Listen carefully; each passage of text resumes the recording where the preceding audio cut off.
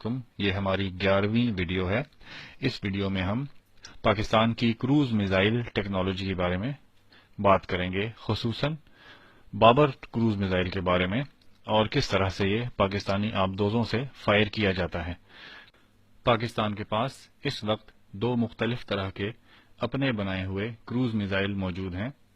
Babar cruise missile جو زمین اور سمندر سے فائر کیا جا سکتا ہے، اور راد کروز میزائل جو ہوا سے فائر کیا جا سکتا ہے۔ بابر کروز میزائل پہ سن 2001 میں کام شروع ہوا اور سن 2005 میں پہلا کامیاب تجربہ کیا گیا۔ اس میزائل کے 3 مختلف طرح کے لانچر استعمال کیے گئے۔ سب سے پہلا لانچر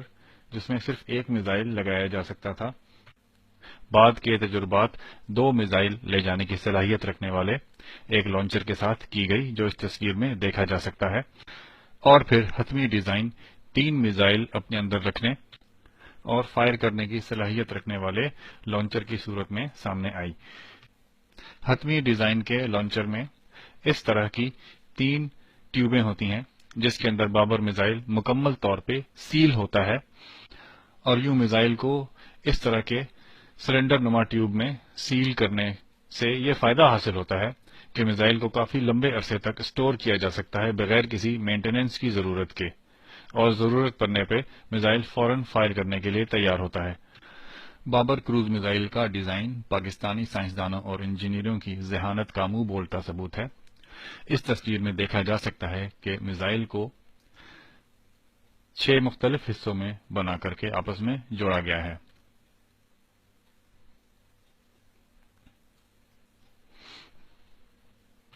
میزائل کے مختلف حصوں پہ نظر ڈالتے ہیں۔ سب سے پیچھے سالڈ بوسٹر راکٹ موٹر ہوتی ہے جو سب سے پہلے فائر ہوتی ہے اور میزائل کو ٹیوب سے دھکا دے کر باہر نکالتی ہے اور ایک خاص رفتار پہ لاتی ہے۔ اس سے اوپر اس حصے میں میزائل کا ٹربو جیٹ انجن ہوتا ہے اور 4 چھوٹے پر لگے ہوتے ہیں جو میزائل کو فضا میں توازن برقرار رکھنے اور اپنا رخ تبدیل کرنے میں مدد دیتے ہیں۔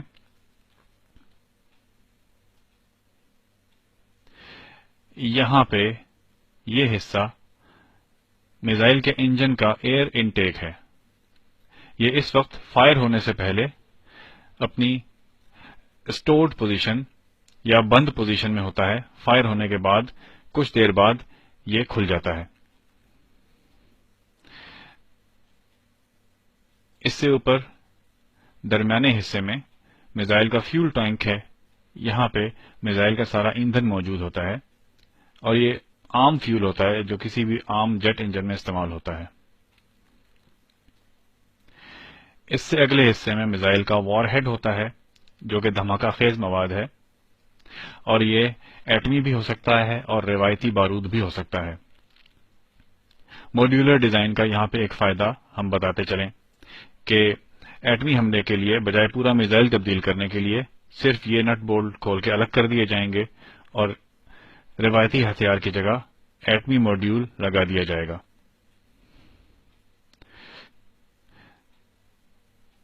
اس سے اوپر اگلے حصے میں میزائل کی ساری گائیڈنس اور الیکٹرانکس ہے۔ فائر کا آرڈر ملنے کے بعد سب سے پہلے solid booster rocket motor missile کو دھکا دے کر کے لانچر سے باہر نکالتی ہے۔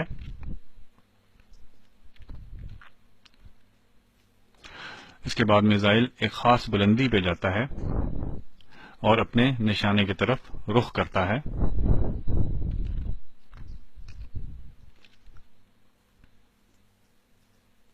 یہاں پہ دیکھا جا سکتا ہے کہ سالڈ راکٹ بوسٹر موٹر جب میزائل ایک خاص رفتار پہ پہنچ جاتا ہے تو میزائل سے الگ ہو جاتی ہے۔ اس کے بعد میزائل کا ایئر انٹیک یا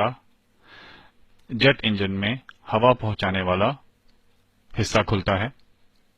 اور میزائل کے پر کھلنا شروع ہوتے ہیں۔ یہاں پہ آپ ہوا اندر لے جانے والے حصے کو کھلتا دیکھ سکتے ہیں، اور یہاں پہ میزائل کے پر کھل رہے ہیں۔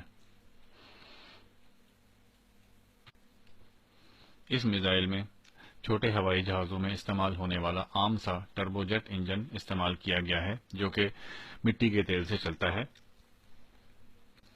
یہ انجن کافی سستے جاموں پاکستان نے کئی ملکوں سے خرید کر اپنے پاس اسٹور کر لیا ہے اور ضرورت پڑنے پر میزائل بنانے میں کام آتا ہے، اور اس کے پرزے بھی کافی آسانی سے اور سستے داموں خریدے جا سکتے ہیں۔ اور اس کے بعد جب میزائل کا ٹربو جیٹ انجن چل پڑتا ہے تو یہ میزائل خودکار طریقے پہ اڑتا ہوا اپنے ہدف تک جا پہنچتا ہے، اور یہ بالکل کسی عام ہوائی جہاز کی طرح اڑتا ہے۔ بابر کروز میزائل اور رات کروز میزائل میں اپنی رخ، رفتار اور جگہ کا تعین کرنے کے لیے 6 سے 7 مختلف نظام لگے ہوئے ہیں۔ یہ سارے نظام ایک سینٹرل پروسیسنگ یونٹ یا سی پی یو، ایک کمپیوٹر کو اپنی ریڈنگز فراہم کرتے ہیں، جہاں پہ ایک سافٹ ویئر کے ذریعے سے میزائل کی رخ، رفتار اور جگہ، کس جگہ پر یہ اس وقت میزائل ہے، اس کا تعین کیا جاتا ہے۔ اور یہاں پہ اگر آپ نے ریاضی پڑھی ہوئی ہے اور میتھمیٹکس میں آپ نے ایم ایس سی کی ہوئی ہے تو آپ کو کیلمان فلٹرنگ کا معلوم ہوگا۔ کیلمان فلٹرنگ کے ذریعے سے کیلکولیشن ہوتی ہے۔ بابر کروز میزائل کی ایک بڑی خاصیت وے پوائنٹ نیویگیشن ہے۔ مثال کے طور پہ یہ میزائل ہے، یہاں سے اگر میزائل فائر ہوا اور اس کا ٹارگٹ یہاں پہ ہے تو میزائل کو اس طرح سے پروگرام کیا جا سکتا ہے کہ میزائل فائر ہونے کے بعد پہلے یہاں جائے، پھر یہاں جائے، پھر یہاں جائے اور گھومتا پھرتا واپس اپنے نشانے پہ آ لگے۔ کروز میزائل فائر کرنے سے پہلے اس کی مکمل مشن پلاننگ ہوتی ہے۔ مثال کے طور پہ میزائل اگر یہاں سے فائر ہوا اور یہاں پہ اور یہاں پہ دشمن کے ریڈار موجود ہیں تو میزائل کو اس طرح سے پروگرام کیا جائے گا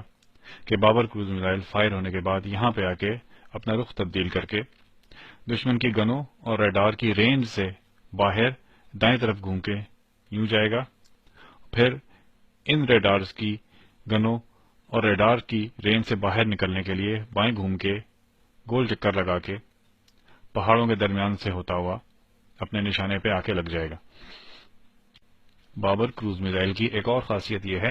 کہ اس میزائل کو پروگرام کیا جا سکتا ہے تاکہ میزائل زمین سے ایک خاص اونچائی پہ اڑے۔ یہاں پہ دیکھا جا سکتا ہے فائر ہونے کے بعد میزائل پہاڑوں کے اوپر اور پھر وادیوں میں جاتا ہوا اپنے نشانے پہ آ لگا۔ اگر میزائل کو یہ پروگرام کیا جائے کہ زمین سے اس کی اونچائی کسی بھی وقت 100 میٹر سے زیادہ نہ ہو تو یہ مسلسل اپنی اونچائی زمین کے اتار چڑھاؤ کے حساب سے اوپر نیچے کرتا ہوا اپنے ٹارگٹ پہ جا کے پہنچے گا۔ فائر ہونے کے بعد بابر کروز میزائل زمین کے خد و خال کے پیچھے چھپتا چھپاتا اپنے نشانے پہ پہنچتا ہے۔ یہاں پہ دیکھا جا سکتا ہے کہ میزائل پہاڑیوں کے پیچھے سے ہوتا ہوا اپنے نشانے پہ پہنچ رہا ہے۔ اس کی وجہ یہ ہے کہ پہاڑیوں کے پیچھے چھپنے کی وجہ سے میزائل دشمن کے ریڈار کی نظروں سے اوجھل رہتا ہے اور اپنا اسٹیلتھ برقرار رکھتا ہے۔ ایک اور خاصیت زمین سے مسلسل اپنی ایک خاص اونچائی برقرار رکھنے کی ہے۔ ریڈار میں میزائل میں ایک چھوٹا سا الٹی میٹر لگا ہوتا ہے جو کہ ایک چھوٹا سا ریڈار ہوتا ہے جو مسلسل زمین کے ساتھ اپنی لہریں ٹکراتا رہتا ہے، اور یوں میزائل کو اپنی اونچائی پتہ لگتی رہتی ہے، اور پہاڑ یا وادی کی اونچائی یا نیچائی کے حساب سے میزائل اپنی اونچائی یا نیچائی برقرار رکھتا ہے اور دائیں بائیں گھومنے کی صلاحیت رکھنے کی وجہ سے دشمن کے ریڈار کے گرد گھومتا ہے، اور یوں نیچی پرواز کرتا ہوا پہاڑوں کے پیچھے چھپتا چھپاتا بابر کروز میزائل دشمن کے ریڈار پہ نظر آئے بغیر اپنے ہدف پہ بالکل خودکار طریقے پہ جا لگتا ہے۔ پاکستان کے دوسرے کروز میزائل کا نام راد ہے جو کہ صرف ہوائی جہاز سے فائر کیا جاتا ہے، اور یہ بابر سے ڈیزائن میں کافی مختلف ہے۔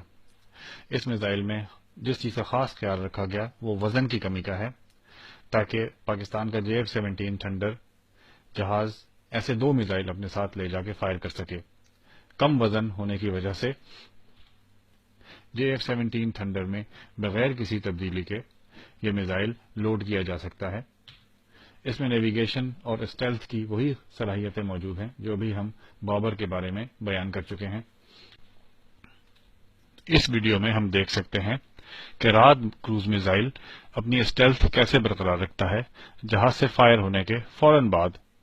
میزائل نے اپنی وے پوائنٹ نیویگیشن یا پہاڑوں کے درمیان میں اڑنا شروع کر دیا، اور بجائے سیدھی پرواز کے اس میزائل نے زمین کی طرف ڈائیو ماری اور زمین سے ایک خاص اونچائی پہ اپنی پرواز برقرار رکھی۔ آبدوز سے فائر کرنے کے لیے بابر کروز میزائل کو اس کے پر فولڈ کر کے یا پر تہہ کر کے ایک کیپسول میں ڈالا جاتا ہے جس کے اندر پانی داخل نہ ہو سکے۔ کیپسول میں ڈالنے کے بعد بابر کروز میزائل کو پاکستان کے اگستہ 90 آبدوزوں میں اسی طرح لوڈ کیا جاتا ہے جیسے کسی عام ٹارپیڈو کو لوڈ کیا جاتا ہے، اور آبدوز کے اندر میزائل ویسے ہی اسٹور ہوتا ہے جیسے کہ ایک عام ٹارپیڈو اسٹور ہوتا ہے۔ آبدوز کے سامنے لگی ٹارپیڈو ٹیوب میں سے سب سے پہلے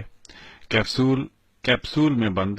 بابر کروز میزائل کو ہوا کے دباؤ یا پانی کے دباؤ کے ذریعے سے پانی کے اندر چھوڑا جاتا ہے۔ اس کے بعد ایک چھوٹی راکٹ موٹر میزائل کو پانی کے باہر نکالتی ہے۔ اس کے بعد میزائل کے کیپسول سے میزائل باہر نکلنا شروع ہوتا ہے، اور پھر ایک دوسری راکٹ موٹر اسٹارٹ ہوتی ہے اور میزائل کو ایک خاص رفتار پہ لاتی ہے، اور اس کے بعد کا سارا عمل ہم پہلے سمجھا چکے ہیں۔ دنیا کی تقریباً تمام آبدوزوں کی ٹارپیڈو ٹیوبز یا وہ ٹیوبیں جو آبدوز کے سامنے کی طرف لگی ہوتی ہیں اور وہاں سے ٹارپیڈو فائر ہوتے ہیں، ان کی چوڑائی یا ڈایا میٹر 533 ملی میٹر ہوتا ہے، اور پاکستان کی اگستہ آبدوزوں کی ٹارپیڈو ٹیوبز کی چوڑائی بھی یہی ہے۔ ڈیزائن کے دوران اس بات کا خاص خیال رکھا گیا تھا کہ بابر کروز میزائل کی چوڑائی اتنی ہو کہ بابر کروز میزائل اپنے پانی کے اندر لے جانے والے کیپسول سمیت پاکستان کی اگستہ سب میرین کی ٹارپیڈو ٹیوب کے اندر سے فائر ہو سکے، اور پاکستان کی اگستہ سب میرین میں بابر کروز میزائل کو فائر کرنے کے لیے کسی بھی قسم کی تبدیلی لانے کی ضرورت نہ ہو، اور اس وجہ سے بابر کروز میزائل کی چوڑائی 520 ملی میٹر رکھی گئی۔ دوسری طرف بھارت کا واحد کروز میزائل برہموس جو انہوں نے رشیا کے ساتھ مل کر بنایا، اس کی چوڑائی 70 سینٹی میٹر یا 700 ملی میٹر ہے، جو کہ آبدوز کی ٹارپیڈو ٹیوب سے کافی زیادہ ہے، اور یہ میزائل بھارت کی کسی بھی آبدوز سے اس وقت فائر نہیں ہو سکتا۔ اس میزائل کی ایک اور خرابی اس کا وزن ہے جو کہ بہت زیادہ ہے، تقریباً 3 ٹن، اور اتنا وزنی میزائل بھارتی فضائیہ کا کوئی بھی ہوائی جہاز اپنے کسی ایک لوڈنگ بے پہ نہیں اٹھا سکتا، اور یوں بھارت کے پاس اس وقت ہوائی جہاز سے فائر کرنے والا بھی کوئی کروز میزائل موجود نہیں۔ بھارت کو اپنا برہموس کروز میزائل اپنی آبدوزوں سے فائر کرنے کے لیے خصوصی نظام ورٹیکل لانچ سسٹم یا VLS اپنی آبدوزوں میں کافی خرچے پہ لگانا پڑے گا۔ دوسری طرف پاکستان کی اگستہ آبدوزیں بغیر کسی تبدیلی کے ٹارپیڈو ٹیوب کے ذریعے سے ہی بابر کروز میزائل فائر کرنے کی صلاحیت رکھتی ہیں۔ بھارت کو اپنا برہموس کروز میزائل ہوائی جہاز سے فائر کرنے کے لیے اپنے Su-30 MKI ہوائی جہاز خصوصی طور پہ روس بھیجنے پڑے، جن میں انہوں نے خاص تبدیلیاں لائیں، جس کے بعد اس وقت بھارت کے چند ہوائی جہاز صرف ایک برہموس لے جانے کی صلاحیت رکھتے ہیں، اور اس سے بھارت کا بہت زیادہ خرچہ آیا اور بھی آئے گا۔ دوسری طرف پاکستان کے JF-17 اپنے ڈھانچے میں کسی بھی قسم کی تبدیلی کے بغیر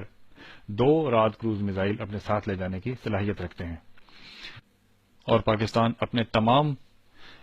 JF-17 اور تمام میراج جہازوں کے ذریعے سے راد کروز میزائل فائر کر سکتا ہے۔ اس کے علاوہ بھارت نے اپنے برہموس کروز میزائل میں جو انجن استعمال کیے ہیں وہ عام طور پہ دستیاب نہیں اور انتہائی مہنگے بنتے ہیں،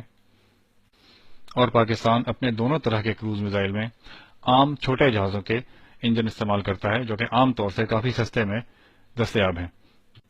یہی وجہ ہے کہ آج سے کئی سال پہلے پاکستان کی فضائیہ، بری افواج اور بحریہ نے کروز میزائل فائر کرنے کی صلاحیت حاصل کر چکی تھی، لیکن بھارت اب تک اپنے ہوائی جہازوں میں ڈھانچے کی تبدیلیاں، آبدوزوں میں ڈھانچے کی تبدیلیاں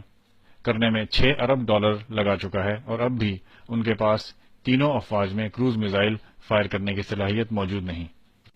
اب کہیں جا کے بھارت نے بابر میزائل سے ملتا جلتا نربھے نام کا ایک میزائل بنانے کی کوششیں شروع کی ہیں، اور اب یہ میزائل تجرباتی مراحل میں ہے، اور اس کو ان کی فضائیہ، بحریہ یا بری افواج کے حوالے کرنے میں کئی سال کا عرصہ لگ سکتا ہے۔ یہاں پہ ایک کہاوت یاد آتی ہے کہ بے وقوف